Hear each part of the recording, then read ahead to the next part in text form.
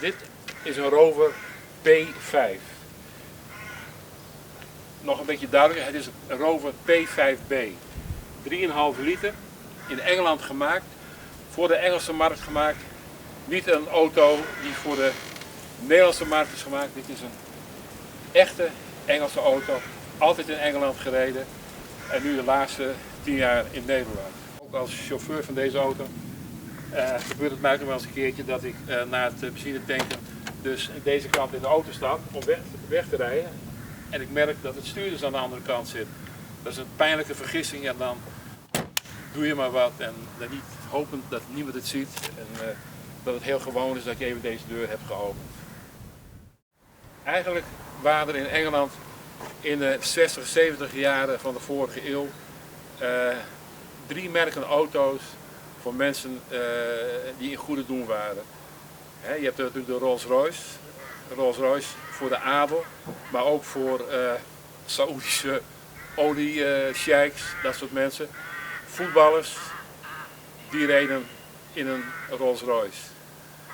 Aan de andere kant heb je de mensen die in Jaguar reden, dat zijn meestal de mensen, wat in Engeland gezegd wordt, dat zijn de bookmakers, de pimps, vertaald pooiers.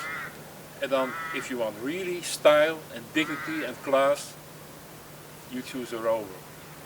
Daarom is het ook heel bijzonder dat Queen Elizabeth privé 2 van deze auto's heeft. Ze staan op dit moment in een museum in Engeland, in Croydon. Weinig kilometers gereden, maar het was wel de favoriete auto van Queen Elizabeth. Mensen die geld hadden en die verder niet hoefden te laten zien, ze reden in een Rover en dat was het.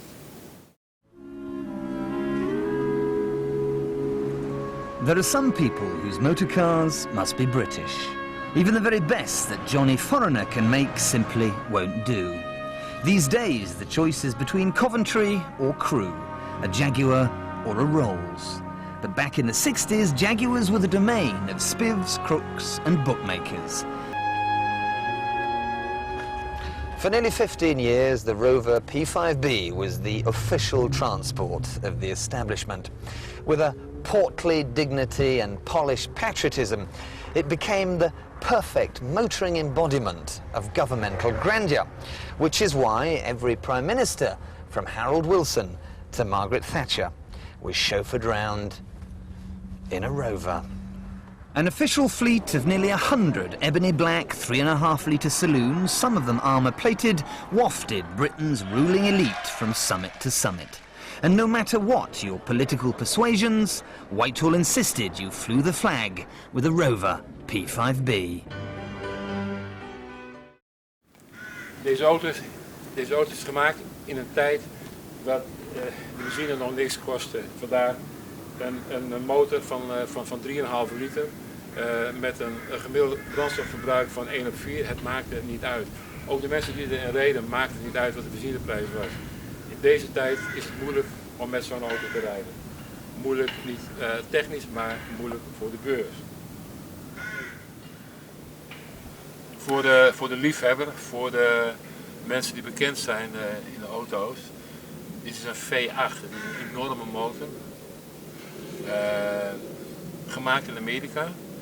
In Engeland hadden de Rover Company geen zware motor voor deze auto. En toen hebben ze dus van Buick, Amerikaanse Buick, hebben ze dus het motorblok gekocht en in deze auto gezet.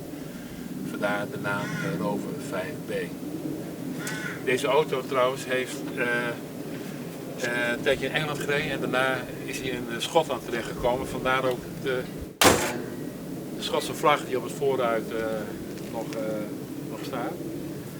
In de laatste 10 jaar heeft hij in Nederland gereden en werd voornamelijk gebruikt voor het rijden van bruidspaardjes. Voor een landgoed in Onker, Staniërs.